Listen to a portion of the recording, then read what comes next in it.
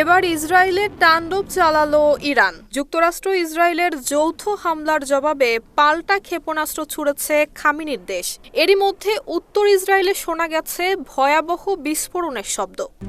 RICL TMX, যুগের পর যুগ স্থাপনা থাকে মজবুত। ইসরায়েলি সামরিক বাহিনী জানিয়েছে আকাশ প্রতিরক্ষা ব্যবস্থা ব্যবহার করে ক্ষেপণাস্ত্র ভূপাতিত করার চেষ্টা চলছে।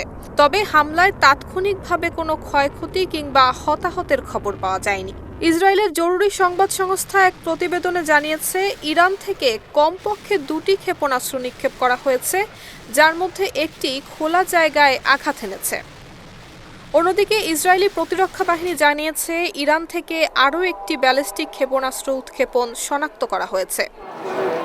এর আগে ইসরায়েল ডিফেন্স ফোর্স এক বিবৃতিতে জানায়, ইসরায়েলের ভূখণ্ড লক্ষ্য করে ইরানের দিক থেকে আসা কিছু ক্ষেপণাস্ত্র তারা চিহ্নিত করেছে।